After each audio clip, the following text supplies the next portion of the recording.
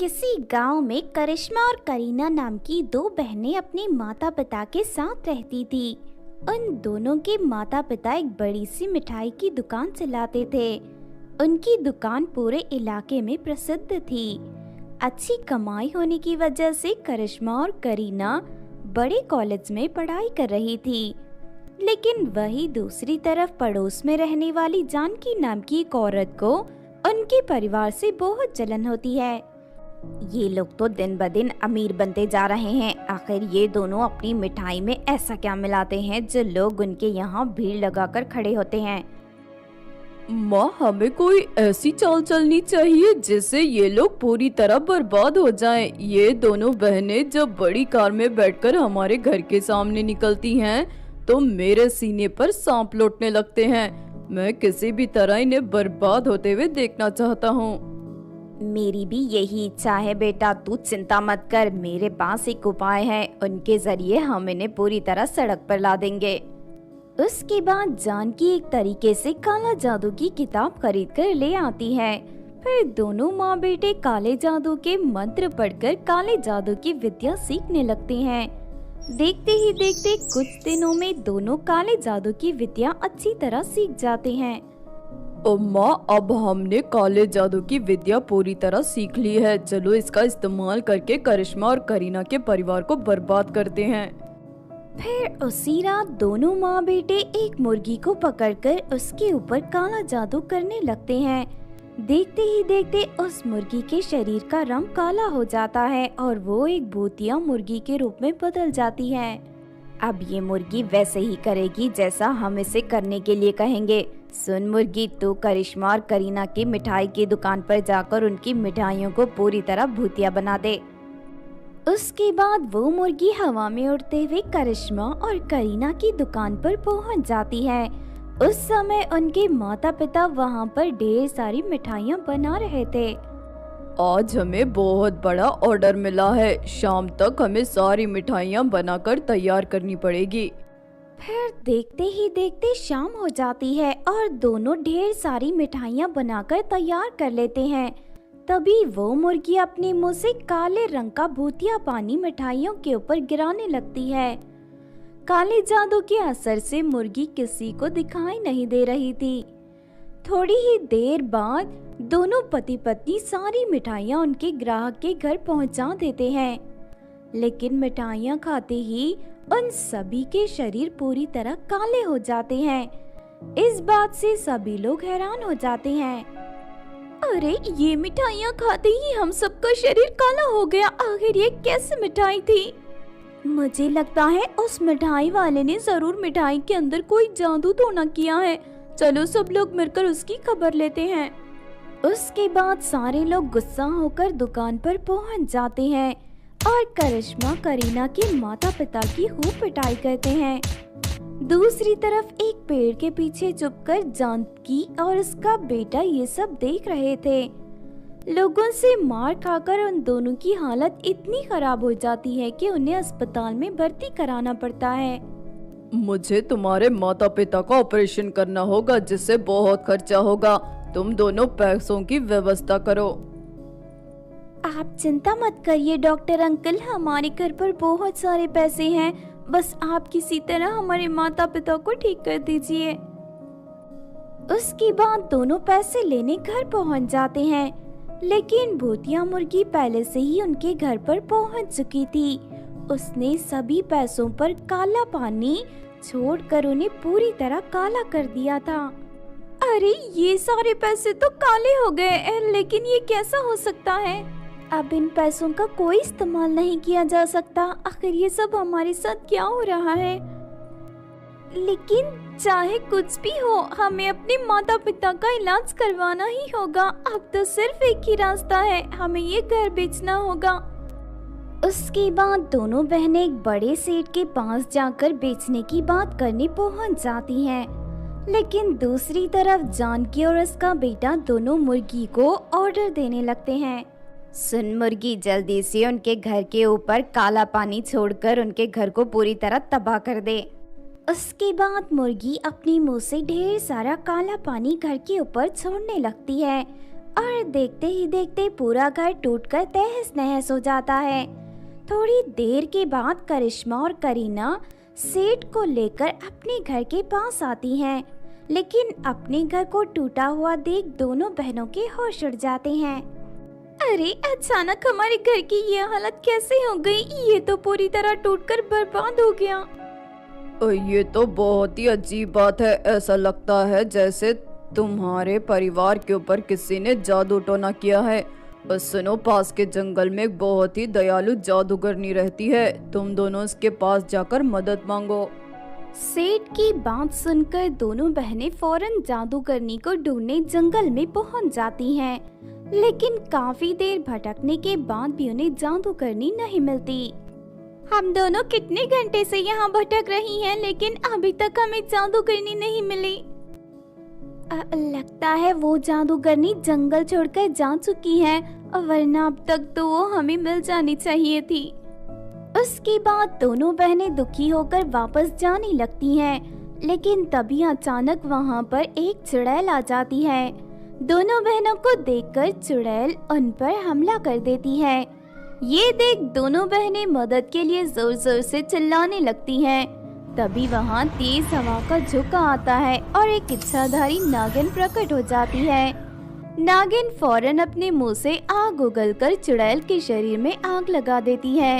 ये देख चुड़ैल फौरन घबराकर वहाँ से भाग निकलती है। ये जंगल बहुत ही खतरनाक है, तुम दोनों यहाँ क्या करने आई हो? दोनों बहनें नागिन को सारी बात बता देती हैं। मुझे पूरा यकीन है कि तुम दोनों पर किसी ने काला जादू किया है, लेकिन फिक्र मत करो, मैं तुम दोनों की सहायता करूंगी। उसके बाद नागिन दोनों बहनों को जंगल में एक पुदीने के पौधों के पास ले जाती है। इस पौधों से पत्तियों को तोड़कर इकट्ठा करो और उन्हें पास वाले तालाब में ले जाकर फेंक दो। उसके बाद वो जादुई तालाब तुम्हें पत्तों से बना एक घर देगा। फिर दोनों बहनें पुदीने की ढेर सारी पत्तियां इकट्ठी कर जादुई तालाब में फेंक देती हैं। फिर अगले ही पल वहाँ एक तेज रोशनी प्रकट होती है और जादुई तालाब पुदीने के पत्तियों को जोड़कर एक सुंदर घर के रूप में बदल देता है। सुनो, मैं हमेशा जादुई तालाब का इस्तेमाल करके अच्छे लोगों की सहायता करती हूँ। तुम दोनों इस तालाब के बारे में कभी किसी बुरे इंसान को मत बताना। जाओ, अब ये जादुई पुदीने का घर तुम्हारी हर इच्छा पूरी करेगा। उसके बाद दोनों बहनें पुदीने के घर के अंदर चली जाती हैं और उसे हवा में उड़ाते हुए अस्पताल के पास ले जाती हैं। सुनो जादुई घर, हमारे माता पिता इस अस्पताल के अंदर भर्ती हैं। उनकी तबीयत बहुत खराब है, तुम उन्हें ठीक कर दो। फिर अगले ही पल घर के अंदर से हरे रंग के पानी से भरे 2 शीशियां बाहर निकल आती हैं। जाओ, अपने माता पिता को इन दोनों शीशी का जादुई पानी पिला दो, उसके बाद वो दोनों पूरी तरह ठीक हो जाएंगी। फिर करिश्मा और करीना अपने माता पिता को शीशियों का पानी पिला देती हैं और देखते ही देखते वो दोनों पूरी तरह स्वस्थ हो जाते हैं। उसके बाद दोनों बहनें अपने माता पिता को लेकर वापस अपने गांव लौट जाती हैं। अचानक उन दोनों के पास जादुई पुदीने का घर देखकर जानकी और उसका बेटा चौंक जाते हैं और उनकी आंखें फटी की फटी रह जाती हैं। माँ, मुझे लगता है किसी बड़े जादूगर ने इन दोनों की मदद की है। हमें इस घर को भी बर्बाद कर देना चाहिए। उसके बाद जानकी फिर से अपनी भूतिया मुर्गी को उनके घर के ऊपर काला पानी छिड़कने के लिए और बर्बाद करने के लिए कहती है, लेकिन वो जादुई मुर्गी जैसे ही पुदीने के घर के पास पहुंचती है कि तभी घर मुर्गी के ऊपर जोरदार बिजली गिराता है और मुर्गी हवा में उड़कर जानकी के घर के पास पहुंच जाती है। फिर मुर्गी जानकी के घर के ऊपर काला पानी गिराने लगती है। देखते ही देखते जानकी के घर में आग लग जाती है और वो पूरी तरह राख हो जाती है। फिर वो काली मुर्गी जानकी और उसके बेटे पर भी हमला कर देती है। देखते ही देखते काली मुर्गी उन दोनों के हाथों को काटकर खा जाती है। उसके बाद माँ बेटे डर के मारे हमेशा के लिए गांव छोड़कर भाग जाते हैं। इस तरह उन दोनों को उनके किए की सजा मिल जाती है। दूसरी तरफ करिश्मा और करीना के जीवन के सारे दुख दूर हो जाते हैं और वो दोनों फिर से अपने माता पिता के साथ हंसी खुशी अपना जीवन जीने लगते हैं। बहुत समय पहले परी देश में 7 दयालु परी बहनें रहती थी। एक दिन वो सभी कोमल नाम की एक दर्जी नागिन को अपने घर पर कपड़े सिलने के लिए बुला लेती हैं। सातों बहनों का संदेश मिलते ही कोमल नागिन अपनी बेटी काव्या के साथ मशीन लेकर उन परी बहनों के घर पहुंचती है। कोमल और उसकी बेटी दोनों फटे पुराने कपड़े पहन रखे थे। ये देख उन सातों बहनों को बहुत बुरा लगता है। तुम दोनों तो बहुत गरीब हो, तुम्हारी गरीबी देखकर मुझे बहुत दुख हो रहा है। हमारे नागलोक में बहुत कम नाग नागिन मुझसे कपड़े सिलवाते हैं, इसलिए मेरी ज्यादा आमदनी नहीं हो पाती। आप सातों ने मुझे यहाँ कपड़े सिलने के लिए बुलाया, इस बात से मुझे बहुत खुशी हुई। हमारे रहते तुम्हें और तुम्हारी बेटी को किसी बात की चिंता करने की जरूरत नहीं है। चलो तुम हमारे लिए हमारे मनपसंद की ड्रेस सिलकर तैयार कर दो, शाम को हम सब तुम्हें एक अच्छा उपहार देंगे। उसके बाद दोनों माँ बेटी मिलकर उन सातों बहनों के लिए 7 सुंदर ड्रेस तैयार कर देती हैं। अरे वाह, तुम दोनों ने बहुत अच्छा काम किया है। उसके बाद सातों बहनें मिलकर अपनी जादुई छड़ी की शक्ति से काव्या के शरीर पर एक जादुई लहंगा प्रकट कर देती हैं। बेटी, ये जादुई लहंगा तुम्हारी हर बात मानेगा और साथ ही तुम्हारी हर जरूरत को पूरी करेगा। अब तुम अपनी माँ का ख्याल रखते हुए हंसी खुशी अपना जीवन जियो। उसके बाद दोनों माँ बेटी खुश होकर अपने घर चली जाती हैं। फिर जादुई लहंगे की शक्ति से काव्या ढेर सारे सोने के सिक्के प्रकट कर लेती है। फिर कुछ ही दिनों में दोनों माँ बेटी अपनी जरूरत की सारी चीजें खरीद लेती हैं। माँ, मैं आज तक पृथ्वी में घूमने नहीं गई। मैंने अपनी सहेलियों से वहाँ की बहुत तारीफ सुनी है, इसीलिए आज मैं पृथ्वी पर घूमने जा रही हूँ। ठीक है बेटी, लेकिन तू अपना ख्याल रखना, पृथ्वी पर अच्छे लोगों के साथ साथ बुरे लोग भी रहते हैं। उसके बाद काव्या जादुई लहंगे की शक्ति से हवा में उड़ते हुए पृथ्वी पर चली जाती है। तभी उसे कचरे के ढेर के पास कुछ गरीब लड़कियां खेलती हुई दिखाई देती हैं। उन लड़कियों की गरीबी देख काव्या को बहुत दुख होता है। उसके बाद काव्या जादुई लहंगे की शक्ति से उन सभी बच्चों के शरीर पर सुंदर कपड़े प्रकट कर देती है। यही पास में कितना सुंदर गार्डन है, फिर तुम सब यहाँ कचरे के ढेर के पास क्यों खेल रही हो? उस गार्डन में सिर्फ अमीर लड़कियाँ खेलने जाती हैं, वो हम सबको बिल्कुल पसंद नहीं करती और जब भी हम गार्डन की ओर जाती हैं वो सभी हमारी पिटाई कर देती हैं। ये सुनकर काव्या नागिन को बहुत गुस्सा आता है। उसके बाद वो उन सभी गरीब लड़कियों को लेकर गार्डन में पहुंच जाती है। अरे ये सब क्या है? ये गरीब लड़कियां यहाँ क्यों आई हैं? अचानक इनके शरीर पर इतने अच्छे कपड़े कहाँ से आ गए? मुझे तो लगता है ये सब इस इच्छाधारी नागिन का किया धरा है। ए नागिन, तू इन गरीब लड़कियों को लेकर यहाँ से चली जा। इस गार्डन में सिर्फ हम अमीर लड़कियाँ ही खेल सकती हैं। तुम सब बहुत ही घमंडी हो, ठहरो मैं अभी तुम सबको सबक सिखाती हूँ। उसके बाद काव्या अपनी लहंगे की जादुई शक्ति से उन सभी अमीर लड़कियों को पेड़ के ऊपर उल्टा लटका देती है और साथ ही छड़ी से उन सब की पिटाई करने लगती है। बचाओ बचाओ, कोई मुझे बचाओ, दया करके मुझे छोड़ दो, मुझे बहुत दर्द हो रहा है। बोलो, आज के बाद क्या तुम कभी किसी गरीब को परेशान करोगी? नहीं, हमें हमारा सबक मिल गया है। आज के बाद हम कभी किसी गरीब को तकलीफ नहीं पहुंचाएंगी। ये सुनकर काव्या नागिन उन सभी लड़कियों को पेड़ से नीचे उतार देती है। उसके बाद सारी अमीर लड़कियां गरीब लड़कियों को गले लगाकर उनसे माफी मांग लेती हैं। आज से तुम हमारी सहेलियां हो, चलो हमारे घर, हम तुम्हें ढेर सारी आइसक्रीम खिलाएंगी। उसके बाद वो सभी अमीर लड़कियां गरीब लड़कियों को अपने घर ले जाकर उन्हें ढेर सारी आइसक्रीम खिलाती हैं और उन्हें तरह तरह के तोहफे देती हैं। फिर उस दिन से उन सभी में अच्छी दोस्ती हो जाती है और वो सभी मिलजुल कर रहने लगते हैं। फिर उस दिन से काव्या नागिन इसी तरह अपने जादुई लहंगे की शक्ति का इस्तेमाल करके गरीबों की मदद करना शुरू कर देती है। वाह बेटी, तुम बहुत अच्छा काम कर रही हो, मुझे तुम पर गर्व है। इतना कहकर कोमल नागिन काव्या नागिन को गले लगा लेती। जादुई लिपस्टिक और लहंगे का इस्तेमाल करके बहुत बड़ी भूल कर दी, अब मैं तुम दोनों को जान से मार दूंगी। इतना कहकर जादूगरनी नताशा और पूजा के ऊपर बिजलियां गिराने लगती हैं। अरे नहीं नहीं, छोड़ दो हमें, छोड़ दो, कोई बचाओ हमें। दोनों सहेलियां दर्द के मारे तड़पते हुए घुटने पर बैठ जाती हैं। आखिर वो जादूगरनी कौन थी? जादुई लिपस्टिक और जादुई लहंगा उन दोनों सहेलियों को कैसे मिला? ये सब जानने के लिए हमें कहानी में थोड़ा पीछे जाना पड़ेगा। बहुत समय पहले कृष्णापुर नाम के गांव में नताशा और पूजा नाम की दो सहेलियां रहती थी।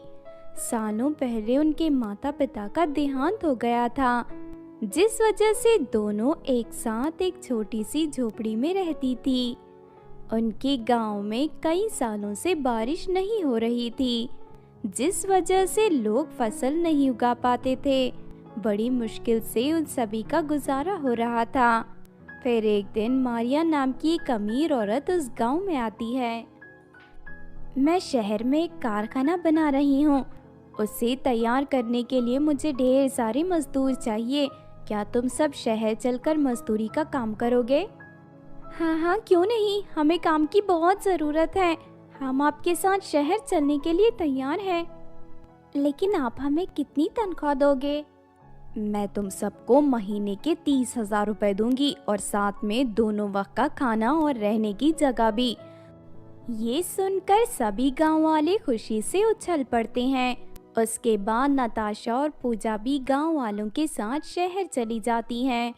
मारिया उन सभी को कारखाने के निर्माण में लगा देती है। फिर देखते ही देखते 6 महीने बीत जाते हैं और कारखाना बनकर तैयार हो जाता है।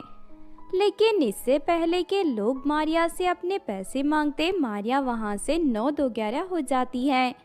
दूसरी तरफ कारखाने का मालिक और लोगों को बताता है कि उसने मारिया को सारे पैसे पहले ही दे दिए थे, अब वो उन लोगों को 1 रुपए भी नहीं देने वाला। इस तरह धोखेबाजी से सारे लोग दुखी होकर रोने लगते हैं। उन सभी के पास गांव वापस जाने के लिए भी पैसे नहीं थे। उस दुष्ट औरत ने हमारे साथ बहुत बड़ा धोखा किया है। बस एक बार वो हमारे हाथ लग जाए, मैं उसकी हड्डी पसली तोड़ दूंगी। 2 दिन से हम लोगों ने कुछ नहीं खाया, हमें सबसे पहले खाने का इंतजाम करना होगा।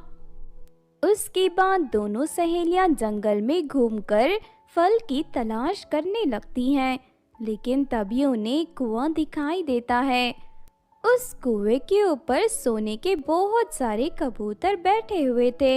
ये देख दोनों उत्सुकतावश कुएं के पास चली जाती हैं। दोनों के आते ही सारे कबूतर उड़कर वहां से चले जाते हैं। अरे वाह, देख नीचे चमकदार अलमारी रखी है, चल चल कर देखते हैं। उसके बाद वो दोनों कुएं के अंदर उतर जाती हैं और अलमारी खोलकर देखने लगती हैं। अलमारी के अंदर उन्हें सोने की लिपस्टिक और चांदी का एक बहुत ही खूबसूरत लहंगा मिलता है। तुम दोनों की शक्ल बता रही है कि तुम दोनों बहुत ही ईमानदार और अच्छी लड़की हो, इसीलिए ये जादुई लिपस्टिक और लहंगा तुम दोनों ले लो। इसके इस्तेमाल से तुम दोनों अपनी हर इच्छा पूरी कर सकती हो। ये सुनते ही नताशा लिपस्टिक अपने होठों पर लगा लेती है और पूजा उस चांदी के लहंगे को पहन लेती है। फिर वो दोनों कुएं से बाहर आकर ढेर सारा खाना मांगती है।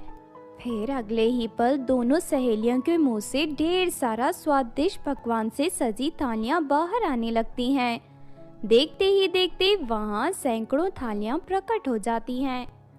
अरे वाह, ये तो चमत्कार हो गया, जल्दी से सभी लोगों को यहाँ लेकर आते हैं। लेकिन तभी वहाँ एक खतरनाक जादूगरनी आ जाती है।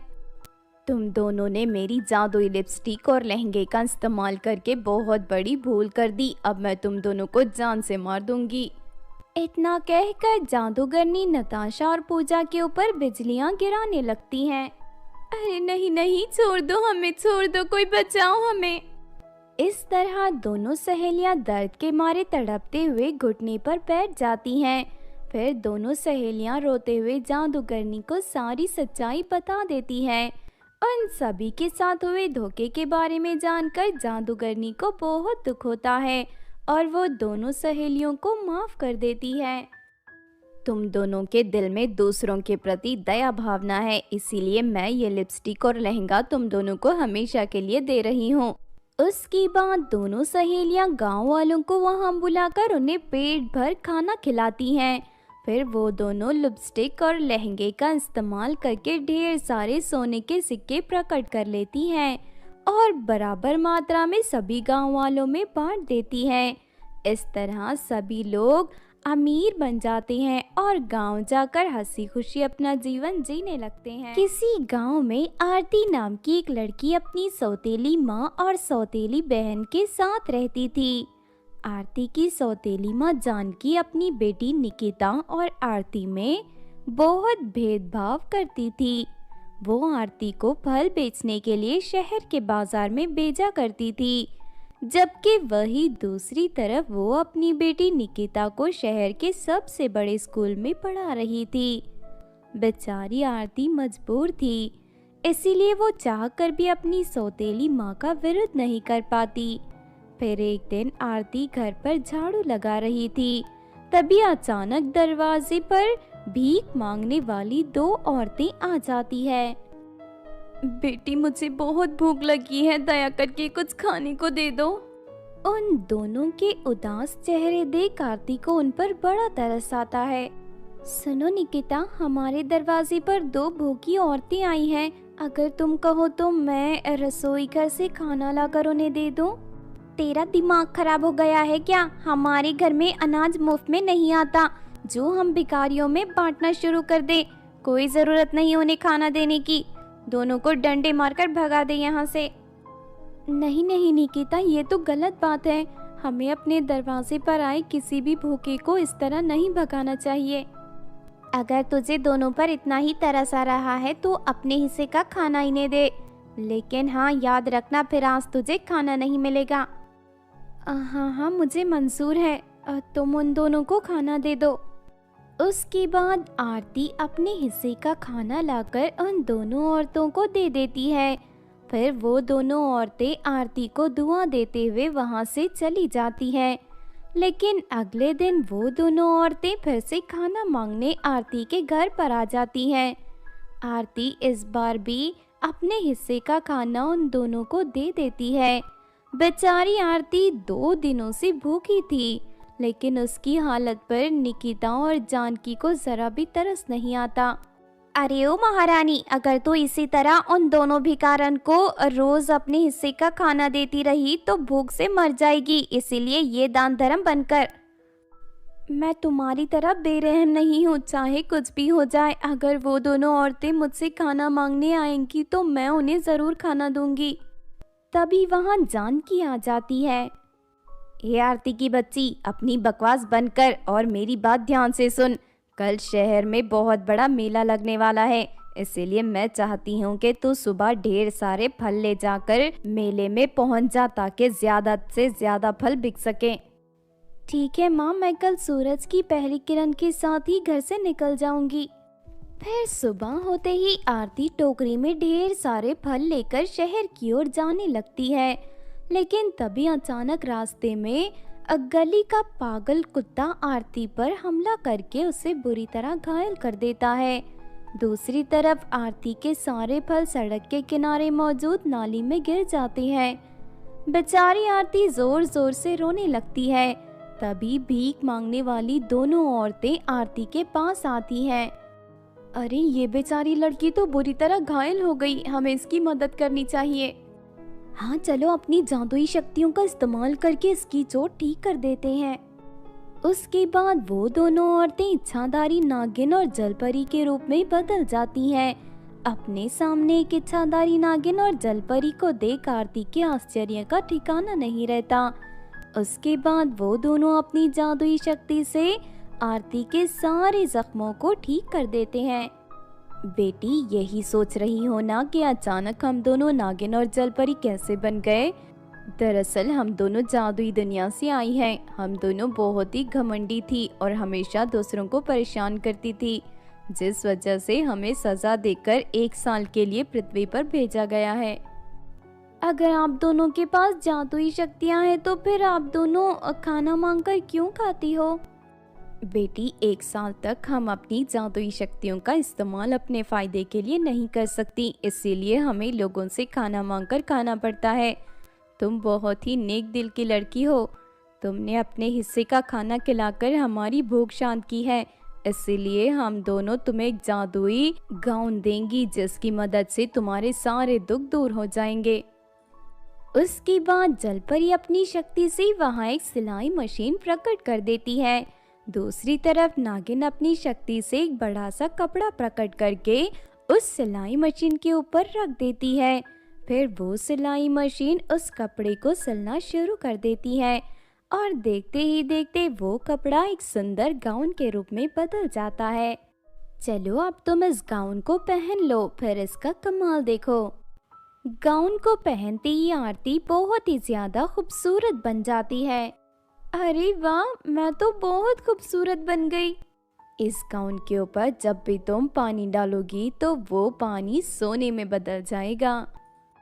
उसके बाद आरती पास की नदी से पानी लाकर गाउन के ऊपर डालना शुरू कर देती है और देखते ही देखते वहाँ ढेर सारा सोना इकट्ठा हो जाता है।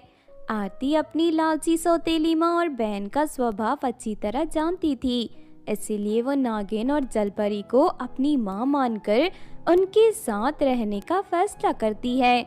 उसके बाद आरती सारा सोना बेचकर बहुत ही ज्यादा दौलतमंद बन जाती है।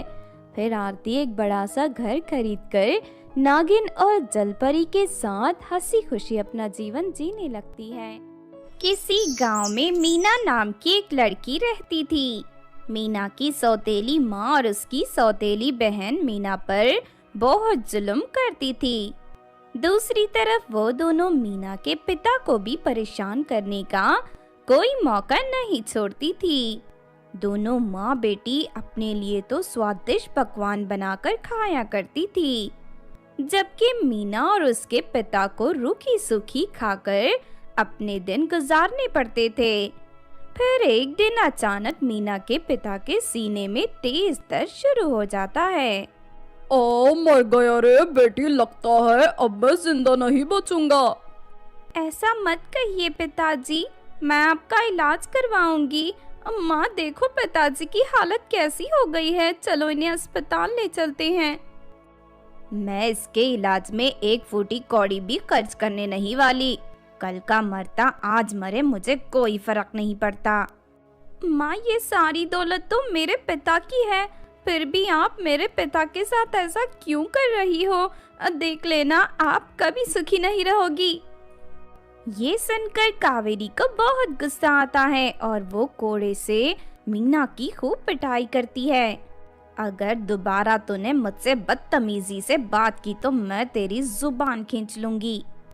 फिर मीना रोते हुए अपने पिता को उठाकर पास के सरकारी अस्पताल में भर्ती करवाने ले जाती है, लेकिन सरकारी डॉक्टर मीना के पिता का इलाज करने से मना कर देते हैं और उन्हें किसी भी प्राइवेट हॉस्पिटल में भर्ती करने की सलाह देते हैं।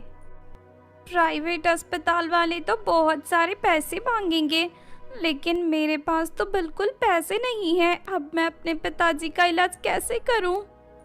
कोई रास्ता ना देख मीना अपने पिता को वापस घर ले जाती है।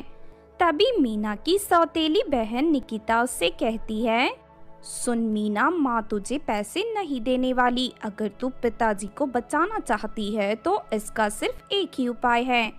मैंने सुना है समंदर के बीचों बीच एक जादुई टापू मौजूद है।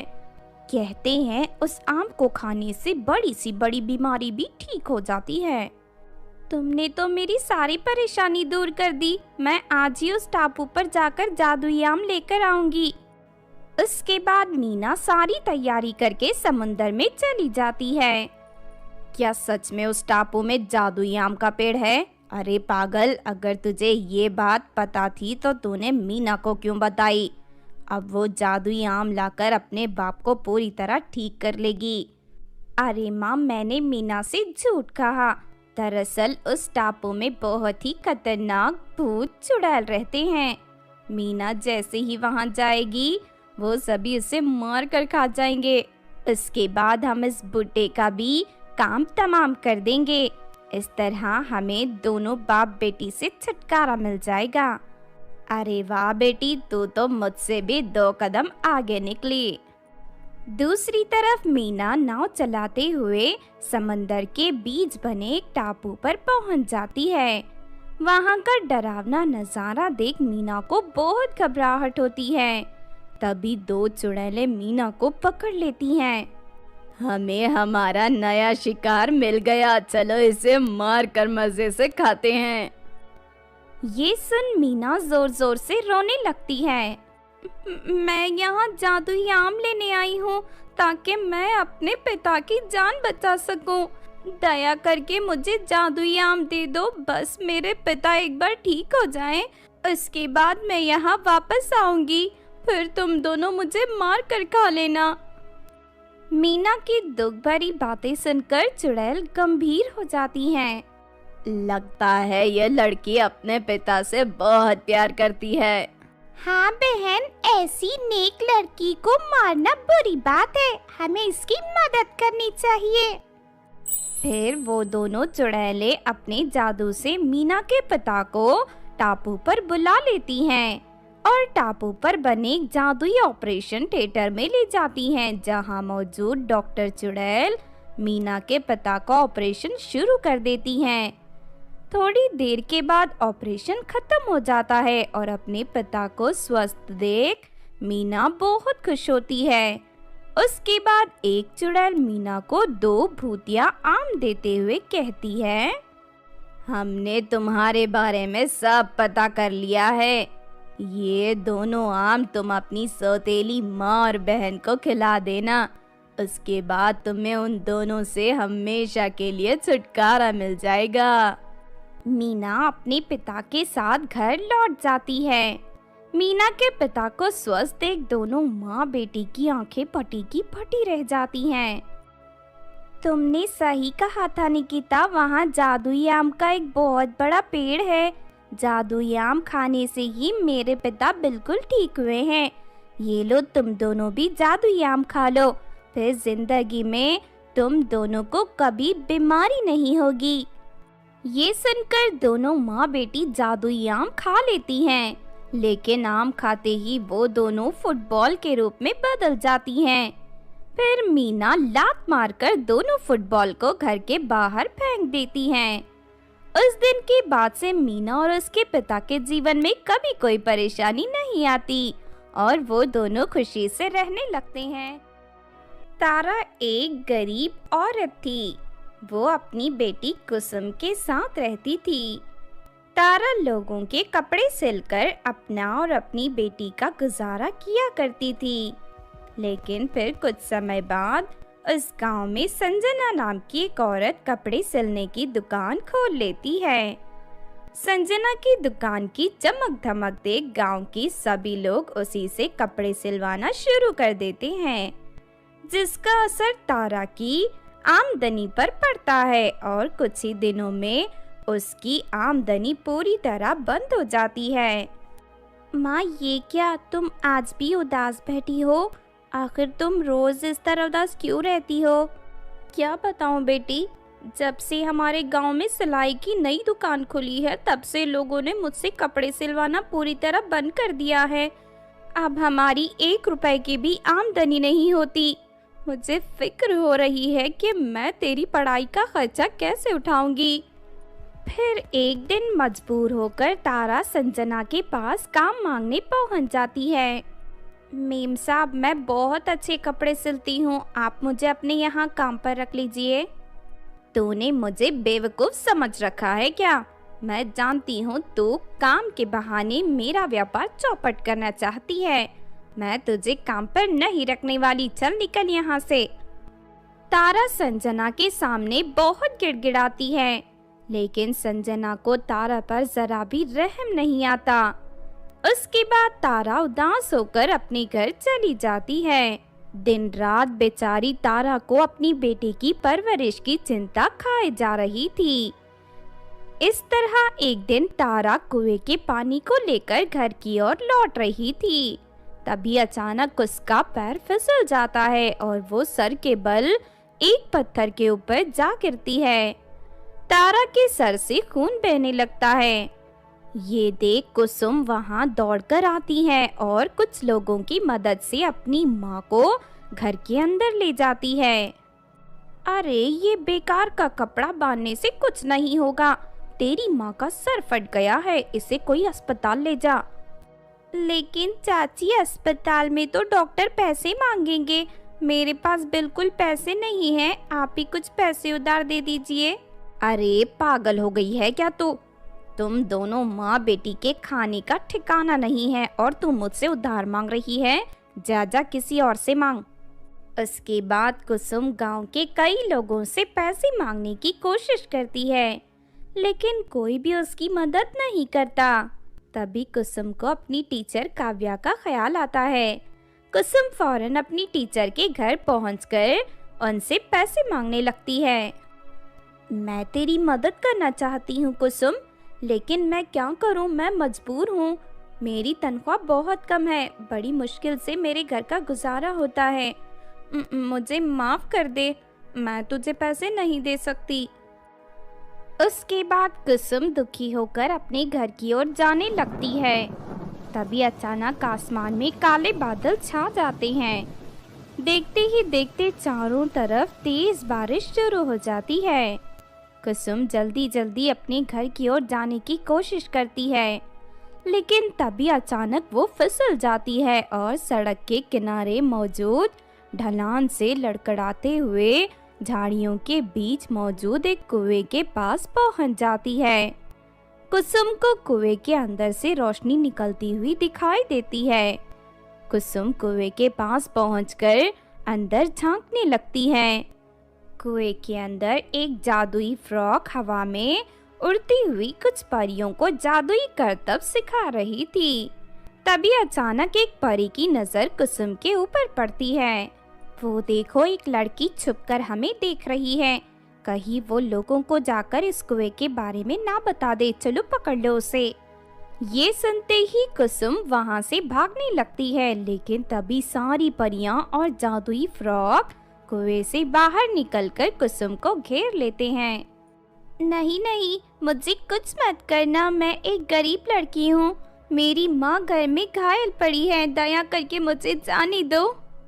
इस तरह रोते हुए कुसुम उन सभी को अपनी सारी आपबीती बता देती है।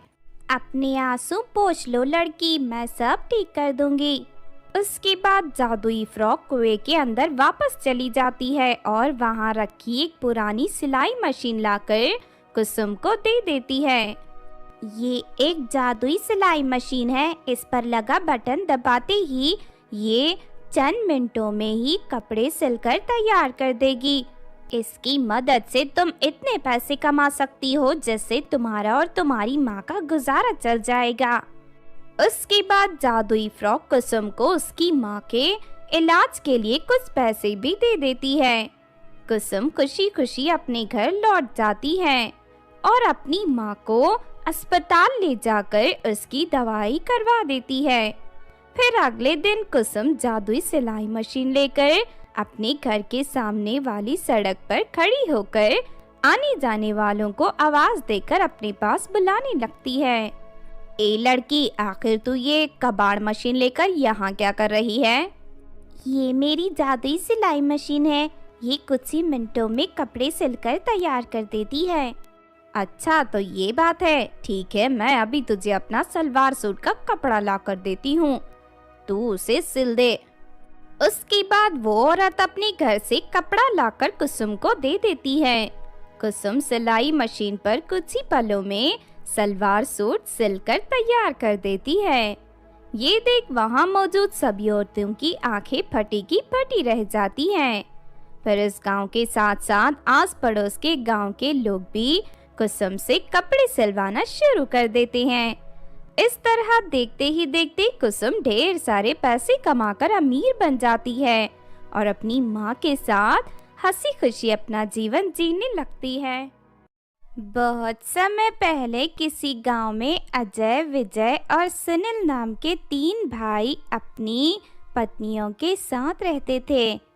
उनकी शादी को कई साल बीत गए थे, लेकिन फिर भी उनकी पत्नियां गर्भवती नहीं हुई थी। इस बात से तीनों भाई नाराज होकर हमेशा अपनी पत्नियों को भला बुरा कहते थे।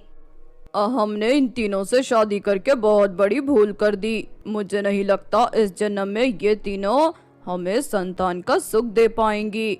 हाँ भैया, बिल्कुल ठीक कहते हैं, मुझे भी ऐसा ही लगता है। हमें इन तीनों से छुटकारा पाकर दूसरी शादी कर लेनी चाहिए।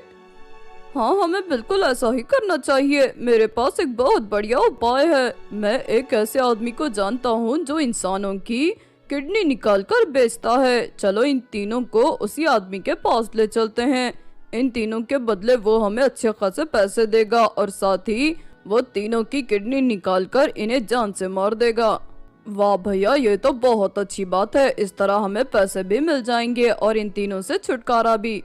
दूसरी ओर इन तीनों की पत्नियां ये सारी बातें सुन लेती हैं। हमने आपकी सारी बातें सुन ली है। हमने सपने में भी नहीं सोचा था कि आप तीनों हमारे बारे में इस तरह की बातें सोचते हैं। हम तीनों आपकी पत्नियां हैं और आप हम तीनों को अपने स्वार्थ के लिए जान से मारना चाहते हैं। हाँ, क्योंकि तुम तीनों बांझ हो। तुम्हारे साथ रहकर हम अपनी जिंदगी बर्बाद नहीं करना चाहते।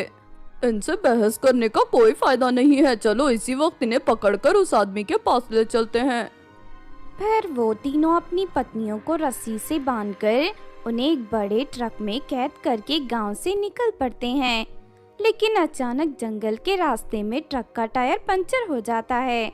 अरे ये कैसी मुसीबत है, हमारे ट्रक का टायर पंचर हो गया। दूसरी ओर उन तीनों की पत्नियां अपने आप बचने के लिए जोर जोर से चिल्लाते हुए मदद मांग रही थी। तभी उस जंगल से गुजर रही नैना नाम की परी उन तीनों के चिल्लाने की आवाज सुन लेती है।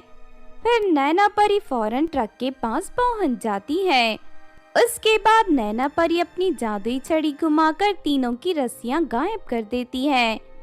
नैना परी को अपने सामने देख तीनों खुश हो जाती हैं। उसके बाद वो तीनों नैना को अपने पतियों के सारी करतूतों के बारे में बता देती है। अच्छा, तो ये बात है।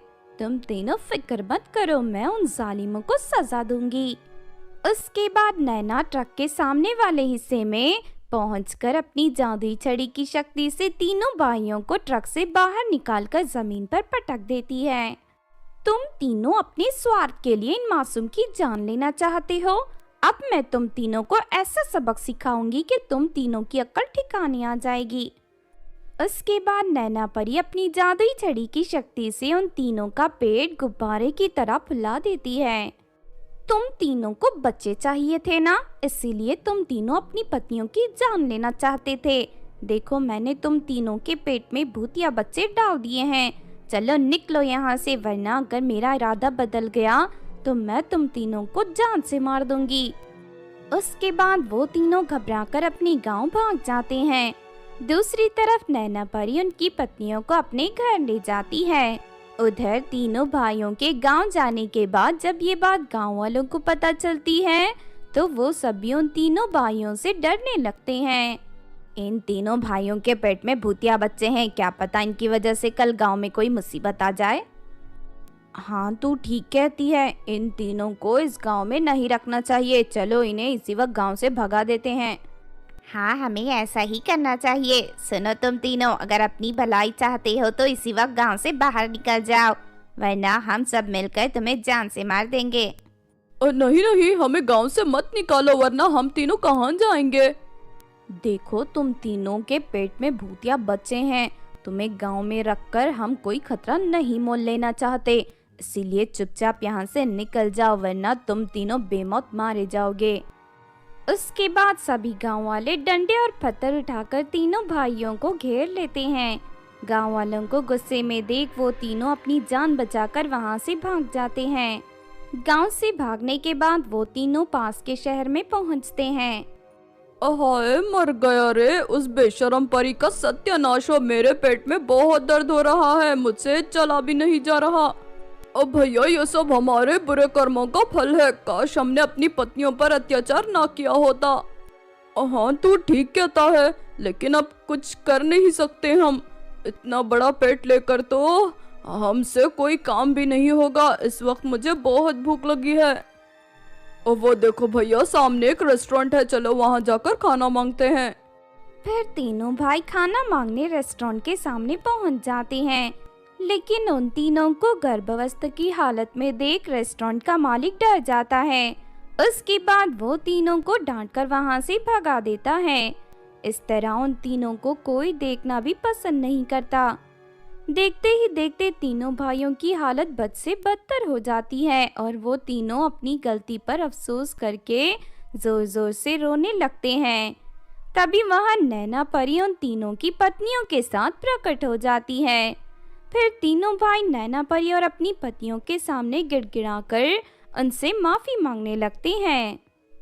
अब तुम तीनों को तुम्हारा सबक मिल गया है, इसीलिए मैं तुम्हें माफ कर रही हूँ।